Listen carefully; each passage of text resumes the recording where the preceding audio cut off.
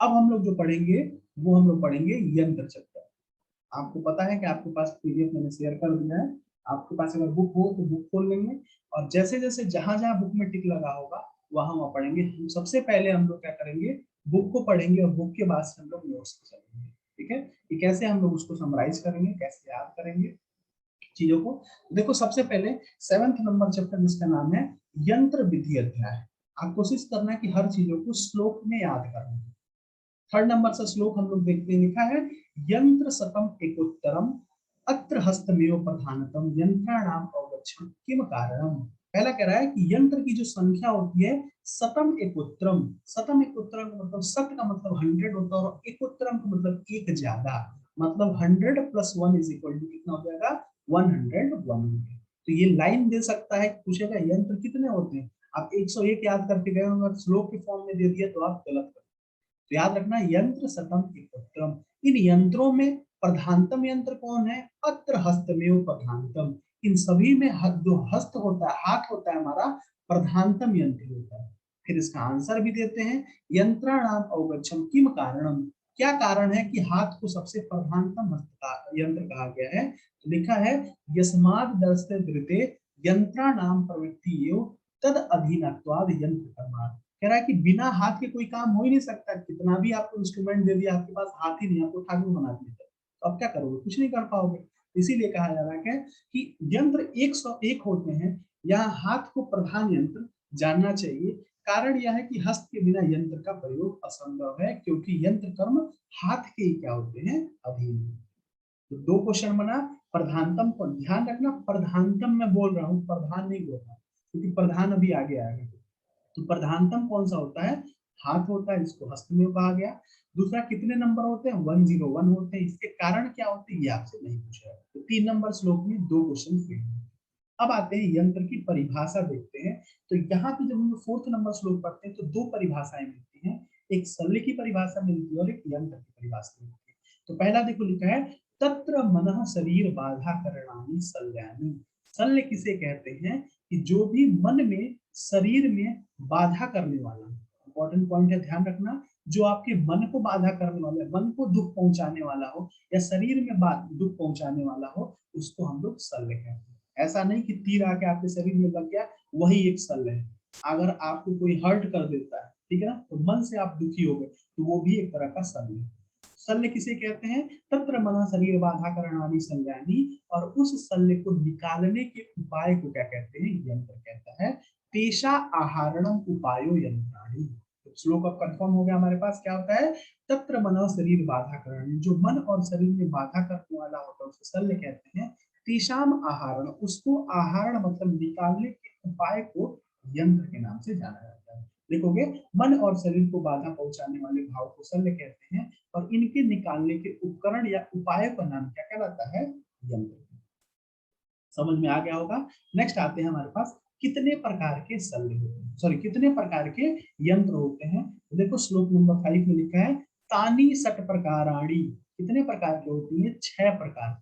अब देखो क्या क्वेश्चन आता है। पहला क्वेश्चन देगा ना कि यंत्र कितने प्रकार के होते हैं, और पहला ऑप्शन देता है 101। तो यंत्र की संख्या कितनी होती है, वो संख्या है 101, लेकिन अगर आपसे प्रकार पूछा जाए तो वो 6 प्रकार। तो कभी भी क्वेश्चन करने से पहले उसको 2 बार पढ़ना चाहिए, और ऐसा नहीं चारों ऑप्शन पे जाना चाहिए। ऐसा नहीं कि ऊपर का मिल गया 101, नीचे आए नहीं, डी ऑप्शन 6 लिखा हुआ है। तो इस बात का भी ध्यान रखना है कि तानी सट प्रकार कितने प्रकार के होते हैं। आकृति भेद से ये 6 प्रकार के होते हैं। कौन कौन से होते हैं, स्वास्तिक यंत्र होता है, दूसरा नंबर पे संदंश यंत्र होता है, तीसरा ताल यंत्र होता है, नाड़ी यंत्र होता है, सलाका यंत्र होता है, और एक जो होता है वो उपयंत्र। और इसी सलाका यंत्र से 2021 में क्वेश्चन आया। ठीक है, अभी हम आपको याद कराएंगे। अभी आपको याद रखना है क्या, स्वास्तिक, संदंश, ताल यंत्र, नाड़ी यंत्र और सलाका यंत्र। अब ये तो 6 प्रकार के हो गए। अब ये स्वास्तिक कितने प्रकार का होता है, इसकी संख्या कितनी होती है, संदंश कितने की संख्या होती है, ताल कितनी होती है, उसको भी याद करेंगे। इसको हम आपको अभी कोड से याद कराएंगे। पहले देख लेते हैं नंबर क्या है। इनमें से स्वास्तिक यंत्र जो होता है वो 24 होता है। ठीक है, कितने हो गए, 24 प्रकार के। संदंश जो होते हैं कितने होते हैं? 2 प्रकार के। ताल यंत्र जो होते हैं वो भी कितने होते हैं? 2 प्रकार के। नाड़ी यंत्र 20 प्रकार का होता है। सलाका यंत्र 28 होता है। और उप यंत्र जो होता है वो 25 प्रकार। याद करेंगे एकदम अच्छे से याद हो जाएगा अभी आपको। देखो यहाँ पे लिखा हुआ है सबसे पहले देखो स्वास्तिक, संदंश, ताल, नाड़ी, सलाका। अब एक कोड याद करो कि सबसे तुला नहीं सलाका उपयंत्र। एक सलाका उपयंत्र रखा गया था, कोई उसको मेजर ही नहीं कर पा रहा, तो सबसे तुला नहीं, क्या नहीं तुला, एक सलाका उपयंत्र रखा गया था, वो कोई भी कोई भी इंसान उसको उठा नहीं पा रहा। तो सबसे हो गया स्वास्तिक, स से हो गया संदंश, तुला ने मतलब ताल यंत्र हो गया, नहीं से हो गया नाड़ी यंत्र, और सलाका से क्या हो गया? सलाका यंत्र। उप यंत्र से क्या हो गया? उप यंत्र। अब ये तो याद हो जाता है। अब थोड़ा सा नंबरिंग में हम लोग आते हैं। तो स्वास्तिक में सबसे पहले स्वास्तिक, हम लोग स्वास्तिक क्या होता है? स्वास्तिक मतलब शुभ का चिन्ह होता है। तो हम क्या चाहते हैं कि हमारे घर में 24 घंटा सुख संपन्न सब लोग रहे। तो स्वास्तिक का जो नंबर है कितना है? 24। स्वास्तिक का चिन्ह हम लोग बाइक पे बनाते हैं, कार पे बनाते हैं, घर के सामने बनाते हैं ना। तो क्या उसका मतलब होता है? कि सब कुछ शुभ शुभ रहे। तो हम क्या चाहते हैं कि हमारे घर में सब कुछ 24 आवर सब कुछ क्या है? सही सही है। तो स्वास्तिक यंत्र की संख्या 24। अब नीचे आते हैं, देखो यहाँ पे 2 और 2, संदन से भी 2 होता है, ताल यंत्र भी 2 होता है। इतना समझ में आ गया कि स्वास्थ्य कितना हो गया? 24 हो गया। संदंश 2 होता है। ताल यंत्र, ताली कैसे बजाते हो? दोनों हाथ से बजाया जाता है ना, तो ताल यंत्र भी 2। अब यहाँ करें 24, जो यहाँ पे लिखा हुआ है ना, इस 24 में से एक बार -4 कर दो, एक बार +4 कर दो।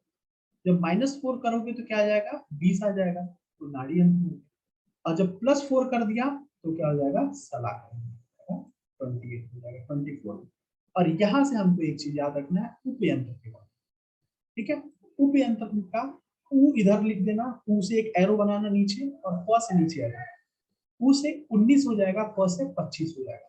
वाग्भट ने उपयंत्र 19 माना है, और जो सुश्रुत है वो प से क्या हो गया? 25 माना। 2 पॉइंट आपको ध्यान रखना। पहले हमने क्या आपको बताया? सबसे तुला नहीं सलाका यंत्र। सबसे स्वास्तिक, संदंश, ताल यंत्र, नाड़ी यंत्र, सलाका और उपयंत्र। सबसे पहले स्वास्तिक का चिन्ह हमारे पास 24 आवर हो गया। 2 और 2 हम लोग देखिए ताली 2 हाथ से बजाते हैं।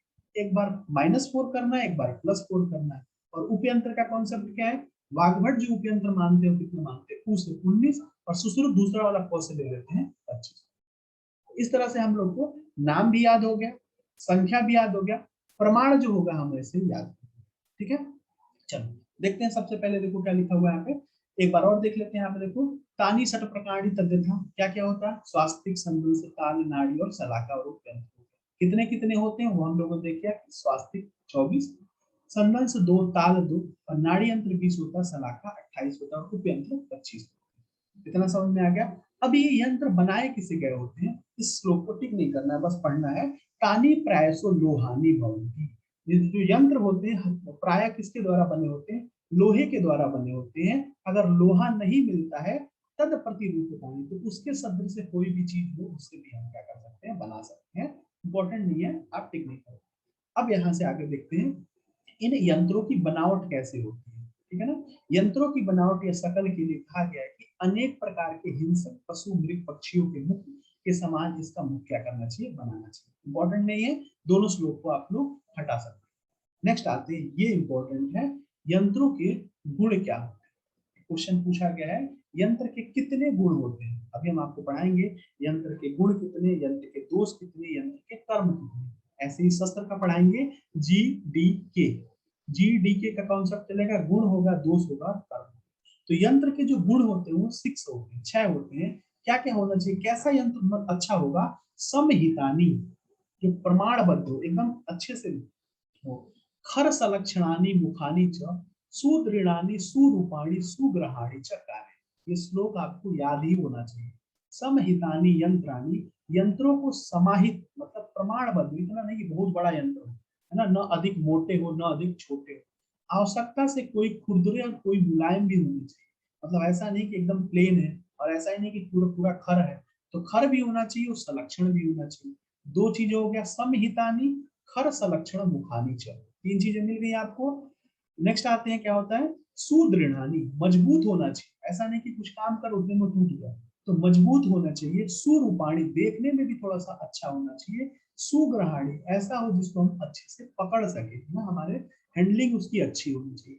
तो ये 6 चीजें होती है यंत्र के, क्या होते हैं हमारे पास, गुण होते हैं। क्या क्या है हमारे पास देखोगे, समहितानि खर, समहितानि यंत्राणि खर संरक्षण मुखानि च सुदृढ़ानि सुरूपाणि सुग्रहाणि च कार्य। तो हम सुसु अगर इसको हटा दें तो हम हमारे पास एक कोड बन जाता है कि SKS। जितने लोग पबजी खेलते हो तो उसमें एक गन आता है जिसका नाम SKS है ना। उसकी रेंज जो होती है बहुत अच्छी होती है, एक बार में 10 ही उसमें से गोली निकलती है। तो SKS का जो गन होता है कौन चलाता है, डॉक्टर जी चलाते हैं, DRG। SKS गन कौन चलाता है, डॉक्टर जी चलाते हैं। अगर श्लोक नहीं याद है तो याद कर सकते हो, समहितानी, के से खर हो गया, स से सलक्षणानी। फिर आते हैं DRG, तो हम स को सब में है कॉमन है, इसको हटा दो, डी से दृढ़ानी हो जाएगा, र से रूपाणी हो जाएगा, और जी से क्या हो जाएगा, ग्रहाणी। ठीक है, तो SKS का गन कौन चलाता है, तो वो डॉक्टर भी चलाते हैं। नेक्स्ट आते हैं, अब हमारे पास जो हम ऊपर से स्वास्थ्य केंद्र से पढ़े थे, उन स्वास्थ्य केंद्र के बारे में पढ़ेंगे। कैसा होता है स्वास्थ्य केंद्र, कितने होते हैं, उसकी लंबाई कितनी होती है, वो ध्यान में रखते हुए चलो। सबसे पहले हमारे पास पहला नंबर स्वास्थ्य केंद्र है। तत्र स्वास्थ्य यंत्राणी अष्टादश अंगुल प्रमाण। इंपॉर्टेंट पॉइंट, ये जो स्वास्थ्य यंत्र है इसका प्रमाण कितना होता है, ये 18 अंगुल लंबा होता है। ठीक है ना, याद रखना। इसकी संख्या भी हम लोगों ने देखी थी, 24 संख्या होती है, लेकिन अगर इससे प्रमाण पूछा जाएगा तो कितना होता है, 18 अंगुल होता है। अब इसमें जो 24 होते हैं, उस 24 में किस आधार पर बनाया गया, देखो लिखा है कि स्वास्थ्य के अंग 18 अंगुल के प्रमाण के लंबे, तथा इसका आगे का मुख जो होता है किसके दो किसके समान होता है। कुछ ऐसे यंत्र होते हैं जिनका मुख सिंह के समान, व्याघ्र के समान, भेड़ी, तरछू, भालू, ये सब आप पढ़ लेना। तो इसमें ये 24 तरह के जानवर दिए गए, जिसमें से 15 जो है पक्षी है और पशु जो है 9 है। आपसे कुछ नहीं पूछा जाएगा, यहाँ से लेके यहाँ तक मुखानी तक कुछ नहीं पूछा जाएगा। ठीक है, आपसे ये पूछा जाएगा कि स्वस्तिक यंत्र की लंबाई अष्टादश अंगुल प्रमाण है। दूसरा क्वेश्चन पूछेगा स्वस्तिक अंगुल, स्वस्तिक जो यंत्र होता है उसका जो संख्या होती है कितनी होती है, 24 होती है। इसका कर्म क्या होता है, हर एक यंत्र में हम यही पढ़ेंगे, एक तो संख्या पढ़ेंगे, एक उसका प्रमाण पढ़ेंगे, और दूसरा नंबर पे उसका कर्म पढ़ेंगे। ये 3 चीजें हम अपने दिमाग में फिट करके चलेंगे। तो 2 चीजें याद हो गई कि 18 अंगुल का होता है, 24 संख्या होती है, इसका काम होता है अस्थि विदस्त शल्य उदरा, अस्थि के अंदर जो शल्य चला गया उसको निकालने के लिए। यह स्वास्थ्य यंत्र अस्थि में अथवा जहां भी शल्य है उसको निकालने के लिए यूज किया जाता है। तो याद रखना, स्वास्थ्य यंत्र का प्रयोग कहाँ किया जाता है, अस्थि के रक्त शल्य को निकालने के लिए। ये टोटल जो कितने पशु पक्षी हैं, 24 पशु पक्षी हैं। इसमें से पशु जो है, देखो नीचे यहाँ लिखा हुआ है, पशु जो होते हैं 9 है। पशु के अंदर जो ये से मात्रा बनती है ना, ऊ की मात्रा, तो ऐसे निकाल लेना 9, और 9 में से अगर 24 में से 9 निकाल दोगे तो कितना बचा, 25। ये समझ में आ गया। फिर आते हैं, ये जो यंत्र होते हैं, उस यंत्र का जो स्टार्टिंग पॉइंट होता है वो मसूर के समान होता है, और इनका रूट जो होता है वो अंकुश के समान होता है। अब मैं एक बार मैं इसको पढ़ के सुना देता हूँ। इसमें क्या क्या था, स्वस्तिक यंत्रों को 18 अंगुल के प्रमाण का, लंबे, सिंह, व्याघ्र, भेड़िया, तरछू, भालू, चीता, गीदड़, हिरण, हिरण के पशु समान, कौवा, कंक, कुरकुर, चास, भास, सस घाती, पढ़ने आते। देखो नंदी मुख, इनके मुख के समान मुख वाले होते हैं, मसूर के समान किल से सिरे पर मुड़े होते हैं। तो मतलब इस ये जो शस्त्र ऐसे बनता है, इस शस्त्र का सॉरी यंत्र का आगे का जो पोर्शन होता है मसूर के समान होता है, और मूल भाग जो होता है अंकुश के समान। तो स्टार्टिंग पॉइंट इसका मसूर होता है, और रूट जो होता है इसका अंकुश के समान। तो 2 पॉइंट हम लोगों ने पढ़ लिया, इसको स्टार्ट और रूट। स्टार्ट और रूट पॉइंट क्या क्या होता है, मेनली आपसे 3 ही क्वेश्चन पूछे जाता है, 24 अंगुल, सॉरी 24 नंबर, 18 अंगुल, और अस्थिगत शल्य को निकालना। तो पहला स्वास्थ्य यंत्र कंप्लीट। दूसरा आते हैं हमारे पास संदंश यंत्र के बारे में बताते हैं। संदंश यंत्र क्या होती है, हमारे पास संदंश यंत्र 2 संख्या में। अब इसमें देखते हैं कितने प्रकार की होती है, स्वनिग्रह और निग्रह संदंश। संदंश 2 प्रकार की होती है, या तो स्वनिग्रह होती है या तो अनिग्रह, मतलब कील रहित किसी चीज को पकड़ने वाली होती है या फिर छोड़ने वाली होती है, उसमें पकड़ने वाला चीज नहीं होता है। और कितने अंगुल की होती है वो? 16 अंगुल लंबाई होती है उसकी। इसके कर्म क्या होते हैं? त्वचा, मांस, शिरा, स्नायु, शल्य व तुला। त्वचा का, मांस का, शिरा का और स्नायु में अगर शल्य फंस जाता है तो उसको निकालने के लिए किसको लिया जाता है? संदन से। अभी कितने का हो गया? 16। अब इसको कैसे याद करोगे? एक 16 साल की लड़की है, ऐसे याद कर लो।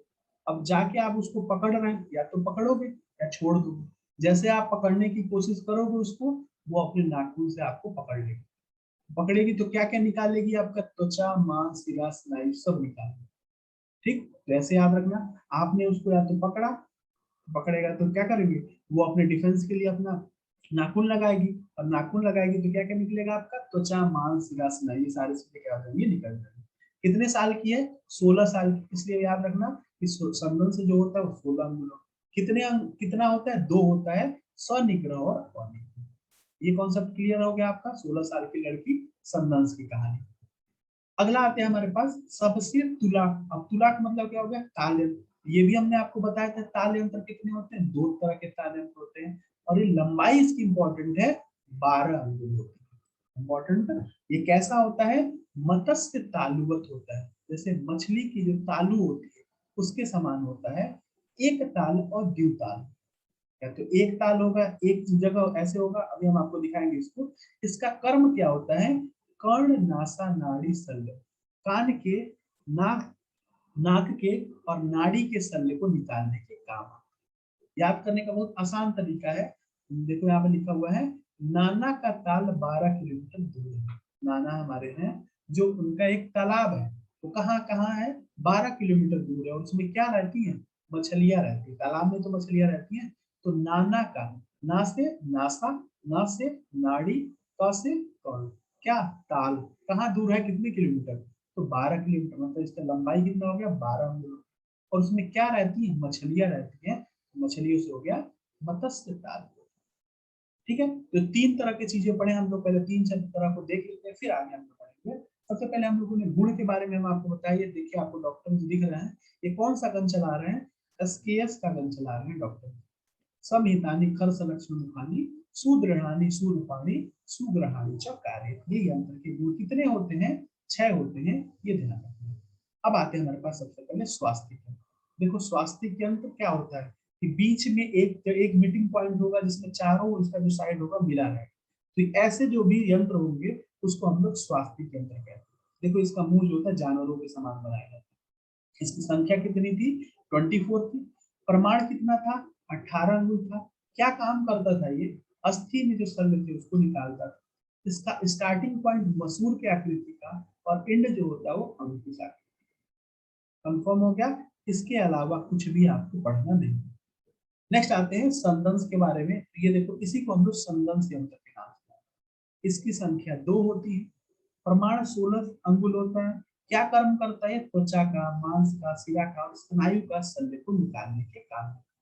इसका कोड हम लोग याद रखेंगे। 16 साल की लड़की है, अगर आप उसको पकड़ते हो या छोड़ते हो, तो पकड़ते हो तो डिफेंस में कोई काम करेगी, आपको नोचेगी। नोचेगी तो कहाँ से? त्वचा, मांस, शिरा, स्नायु आपको निकाल देगी। ये संदंश हो गया। अब आते हैं ताल के बारे में। ताल की संख्या कितनी? 2 होती है। इसका प्रमाण कितना होता है? 12 अंगुल होता है। और इसका जो कर्म होता है वो क्या होता है? नासा, नाड़ी, कर्ण, शल्य आहरण किया जाता है। कैसे याद किया हम लोगों ने? नाना का ताल कहाँ है? 12 किलोमीटर दूर है। ना से नासा का शल्य, नाड़ी का शल्य, कर्ण का शल्य निकालने के लिए यूज किया जाता है। और कितना है? 12 किलोमीटर। मतलब क्या होता है इसका प्रमाण? 12। ये एक तो हमने आपको थ्योरी से पढ़ा दिया, बुक से पढ़ा दिया। अब आपको नोट्स के लिए इससे क्या होगा कि कितना चीजें क्या क्या पढ़ना है ये ध्यान रखना है। हर चीज पूरा हम संहिता नहीं पढ़ सकते, उसमें से सेलेक्टिव पॉइंट है जो आते हैं वही पढ़ना है। एक टाइम ऐसा आएगा कि आप 5 मिनट में यंत्र चैप्टर कर लो, इतना हम आपको गारंटी देते हैं। ठीक है ना? नेक्स्ट आते हैं हमारे पास, अगला देखते हैं नाड़ी यंत्र के बारे में। देखोगे तो नाड़ी यंत्र जो होता है क्या होता है? अनेक प्रकारणी अनेक प्रयोजानी एकत्व मुखानी उभयतो मुखानी। क्या होता है ये? अनेक प्रकार का होता है और उनके अनेक प्रयोग होते हैं। या तो ये एक मुख वाला हो सकता है, या फिर उभयतो मतलब 2 मुख वाला हो सकता है। तानी, अब इसके कर्म आगे क्या क्या कर्म किया जाता है इससे? स्रोतोगत शल्य उद्राण। स्रोतसों के अंदर में जो शल्य होता है उसको निकालने के काम किया जाता है। रोग दर्शनार्थ, रोग के दर्शन के लिए। अब एक्चुअली में नाड़ी यंत्र क्या होता है, नाड़ी यंत्र आपको पता होगा ऐसे कोई स्ट्रक्चर होगा उस टाइम पे, है ना, जैसे दूरबीन होता है ना, ऐसे स्ट्रक्चर होगा। ठीक है, तो यहाँ इसको अंदर डाल के हम लोग क्या करते हैं, देखते हैं कि डिजीज जो है वो कहाँ तक फैला हुआ है, इधर आंख लगा के। तो क्या होता है, स्रोतोगत शल्य का निर्धारण करने के लिए, रोग दर्शन के लिए, आचूषण के लिए, अंदर कुछ चीजें उसको चूस के बाहर निकालने के लिए इसका प्रयोग किया जाता था। क्रिया सौकार्य के लिए किया जाता था। क्रिया मतलब काम जो होता है थोड़ा आसानी से हो जाए उसके लिए किया जा सकता है। अब दूसरा पॉइंट आया इसमें कि सर इसमें तो नंबर बता दिया कि इसका नंबर जो होता है नाड़ी यंत्र 20 होता है, लेकिन ये नहीं बताया गया कि इसका प्रमाण कितना है। तो ये आवश्यकता अनुसार हम लोग यूज करते हैं। अगर कुछ अंदर डीप सीटेड चीजें देखनी होगी तो हमारा नाड़ी यंत्र थोड़ा सा बड़ा होगा। सुपरफिशियल अगर थोड़ा नीचे बहुत ज्यादा अंदर नहीं देखना होगा तो थोड़ा सा छोटा होगा। तो पूछा जाता है नाड़ी यंत्र की लंबाई कितनी होगी, तो आपको याद रखना है एज पर यूज, आवश्यकता अनुसार या यथानुसार, जैसे। ठीक है, हिंदी पढ़ते हैं देखो। नाड़ी यंत्र भी अनेक प्रकार के होते हैं और अनेक कार्य प्रयुक्त होते हैं। किसी एक तरफ मुख होता है और किसी का दोनों तरफ मुख होता है। नाड़ी यंत्रों का प्रयोग स्रोतोगत शल्य को निकालने के लिए, रोग को देखने के लिए, तो पहला टिक लगाते हैं ना, पहला स्रोतोगत शल्य को निकालने के लिए, दूसरा रोगों को देखने के लिए कि कहाँ तक रोग फैला हुआ है, तीसरा कुछ नाड़ी यंत्र का दूषित रक्त या खून का चूषण करने के लिए, आचूषणार्थ के लिए, और तीसरा अर्श आदि रोगों में क्षार पाचन की सुगमता के लिए, मतलब क्रिया सौकार्य के लिए इसको यूज किया है। इन नाड़ी यंत्रों की मोटाई स्रोतों द्वार के समान, लंबाई आवश्यकता अनुसार। ये लाइन पूछा जा सकता है, ठीक है ना, तो ये ध्यान रखना है। कोड से याद कर सकते हैं इसके कर्म, सोरो क्रिया से याद कर सकते हैं। सो से हो जाएगा स्रोतोगत शल्य निकालने के लिए, रो से रोग दर्शन के लिए, क्रिया से क्या हो जाएगा क्रिया सौकार, और आ से हो जाएगा आठ। समझ में आ गया होगा आपको। अब हम लोगों ने ये 20 जो पढ़ा है उस 20 को यहाँ पे नीचे लिखा है। जो 20 आप हमको नंबर बताएं कि नाड़ी यंत्र 20 होता है, उस 20 में क्या क्या आता है। देखोगे इंपॉर्टेंट पॉइंट क्या है, व्रण बस्ती, उत्तर बस्ती, मूत्र विद्धि डकोदर, धूप निरुद्ध प्रकाश, सनिरुद्ध गुद्ध यंत्र आदि। ये सारी चीजें किसमें आती है, जो नीचे वाला पोर्शन है हमारा, है ना, उदा है, आगे से उत्तर बस्ती देते हैं, ये सारी चीजें किसमें आती है, नाड़ी यंत्र। मोस्ट इंपॉर्टेंट टिक लगाना, अलाबू और श्रृंग। हम लोग तीन चीज एक साथ पढ़ते हैं, श्रृंग, जलौका और अलाबू। 13 चैप्टर हम आपको सूत्र स्थान का पढ़ाएंगे, तो वहां पे बताएंगे श्रृंग, जलौका, अलाबू। तो श्रृंग भी आता है नाड़ी यंत्र में, अलाबू भी नाड़ी यंत्र में आता है, लेकिन जलौका नहीं आता। इसको बोला करके इंपॉर्टेंट लगा देना। जलौका जो होता है अनुशस्त्र में, अगले चैप्टर कल के लेक्चर में हम पढ़ेंगे। तो जलौका जो होता है किसमें आता है, अनुशस्त्र में। ठीक है, इस पॉइंट को आपको थोड़ा सा ध्यान रखना। नेक्स्ट आते हैं हमारे पास, अगला जो होता है वो सलाका यंत्र के भेद के बारे में। यही सलाका यंत्र से क्वेश्चन आपको एआईपीडीटी में साल पूछा गया। ठीक है, पहले हिंदी पढ़ेंगे, श्लोक पढ़ेंगे। श्लोक से नहीं समझ में आएगा कंफर्म है तो हम लोग कहाँ जाएंगे, नोट्स पे जाएंगे। देखो सलाका यंत्राणी पहले हम लोगों ने पढ़ लिया, कितने होते भाई, 28 होते हैं, इतना तो हमको याद है। अब देखते हैं, कहते हैं सलाका यंत्राणी नाना प्रकारी नाना प्रयोजनी यथा योग परिणाम दीर्घानी। इसके लिए भी वही कह दिया कि हम इसका कोई लंबाई नहीं बता रहे, जहां पे आपको जितनी आवश्यकता है उतनी आप ले सकते हैं। तो यथा योग परिणाम दीर्घाणी किसके लिए कहा गया है, ये सलाका के लिए भी कहा गया है और पीछे नाड़ी के लिए भी कहा गया है, क्योंकि यहाँ पे देखो लिखा हुआ है यथा योग दीर्घाणी। ठीक, तो इस पॉइंट को ऊपर निकाल के आप लिख सकते हो कि किसके किसके लिए दोनों चीजें कहा गया है, यथा योग परिणाम दीर्घाणी। ठीक है, दूसरा क्वेश्चन बनता है नाना प्रकारी नाना प्रयोजनी किसके लिए कहा गया है, तो सलाका। नाड़ी यंत्र के लिए क्या कहा गया, देखो अनेक प्रकारी अनेक प्रयोजन। दो चीजें डिफरेंशियल डीडी हम लोग इसका बनाते हैं, है ना। तो एक अपने पास डायरी रखना जिसमें इन सब चीजों को लिखते रहना। हर एक चैप्टर के मैक्सिमम 10 पॉइंट होंगे जो डीडी में बनेंगे।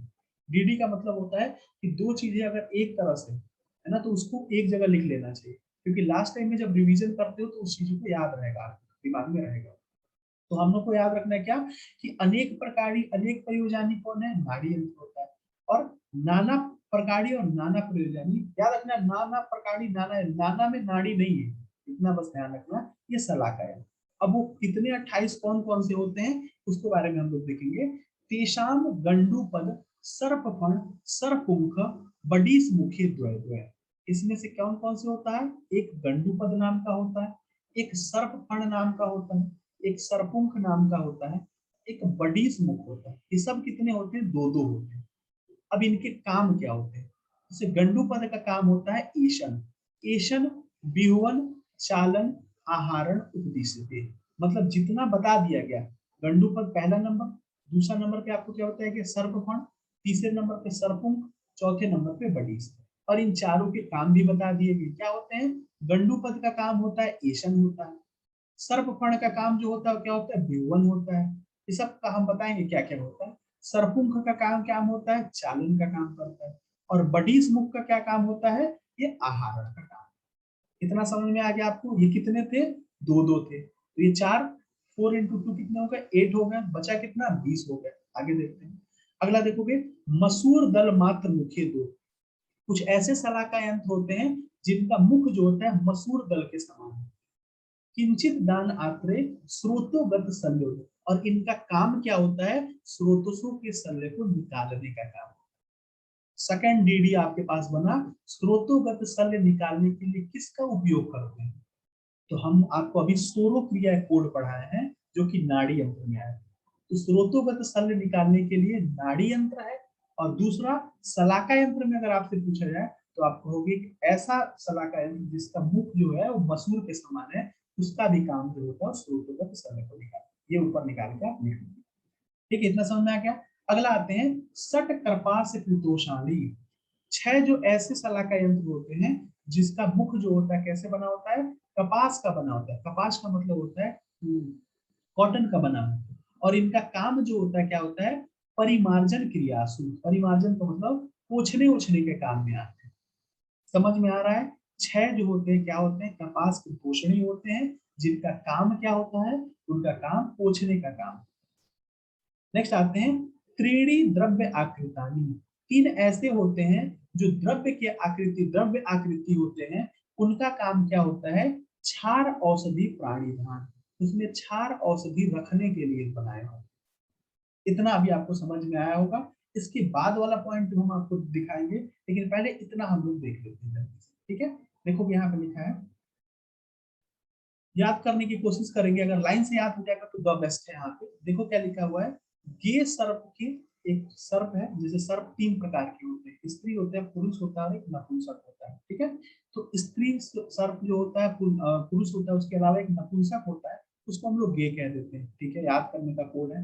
गे सर्प के सर पर बड़ा मसूर का द्रव्य, एक बड़ा मसूर का द्रव्य रख दिया गया था। किसके सर पे रखा गया था? गे सर्प के सर पे रखा गया। अब इसको डिकोड करते हैं। देखो, गे से हो गया गंडूपद, सर्प से हो गया सर्पफण, सर पर क्या हो गया? सरपुंख, बड़ा से क्या हो गया? बडीस। क्या रखा गया था उसके सर पे? बड़ा मसूर का द्रव्य, मसूर दल मात्र मुखे। मसूर का से क्या हो गया? करपास कृतोषणी। और क्या रखा गया? द्रव्य रखा गया। इतना याद हो गया, ये लाइन से याद हो गया। गंडूपद, सर्पफण, सरपुंख और बडीस। इतना याद हो गया। उसके अलावा मसूर दल मात्र मुखे, मसूर का द्रव्य रखा गया, कृपास की पोषणी और द्रव्य। इतना चीज याद हो गया। ये सर्प के सर पे बड़ा मसूर का द्रव्य। अब चलो इसका क्रम याद कर लेते हैं। क्रम कैसे याद करोगे? कैसे क्या क्या इसका क्रम करते हैं? तो एक कोड यहाँ पे नीचे लिखा हुआ है, एवीसी आसो परीक्षा।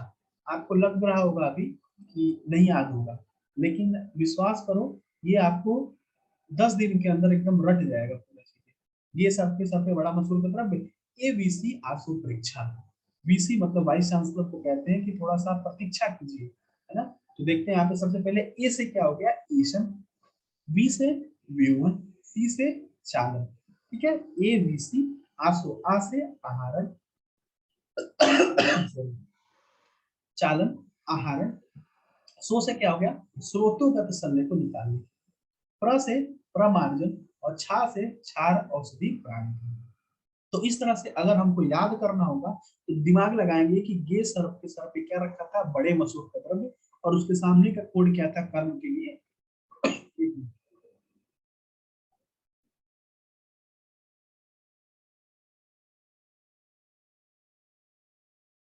हाँ, ABC आसो परीक्षा। इस तरह से हम इस कोड को याद कर लेंगे। नंबरिंग के बारे में बात करते हैं तो ऊपर से जो 4 थे वो कहते थे 2-2 नंबर में थे। मसूर दल मात्र ये भी 2 था। करपास की तोषणी जो था वो 6 नंबर में था, 6 नंबर होता है। और द्रव्य आकृति जो थी ये नंबर आपसे क्वेश्चन नहीं पूछा जाता। आपसे पूछा जाएगा कि मसूर दल मात्र मुख्य का कर्म क्या है, तो आपको याद रखना है स्रोतोगत सल्ले को निकालने का। नेक्स्ट आते हैं, अगला पॉइंट हम लोग देखते हैं। इतना अगर आपको समझ में आता होगा तो आगे चीजें आराम से समझ में आएंगी। देखोगे